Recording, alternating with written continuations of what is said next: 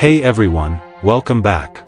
Today, I've got something super useful to share. Ever wondered how to add an admin to your Facebook page? Well, you're in luck because I'm going to walk you through the whole process step by step.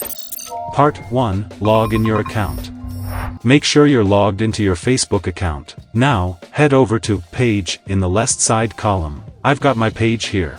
Click on it. Here, click on Settings, and if warning shows up, select Switch Profile. Part 2. Open Page Settings. Once you're on your page, locate the Manage button. Now, this takes you to your dashboard, but what we're really after is over here on the left, the Page Access section. Part 3. Edit Admin Access.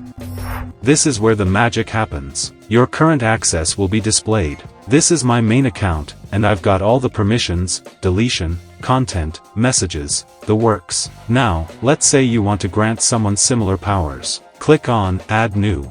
Read through what it entails, then hit Next. Here's where you enter their name or email. Click Invite.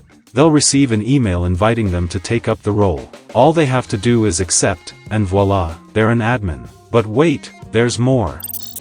Part 4. Edit Task Access.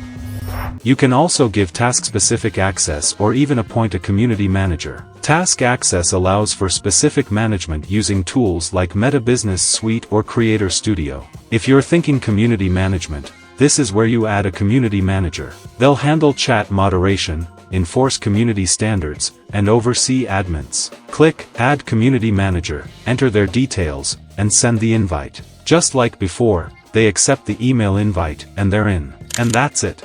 Adding an admin to your Facebook page is that straightforward. I hope this guide was helpful. If you've got any questions, drop them in the comments below. Don't forget to like and subscribe for more helpful tips. See you next time.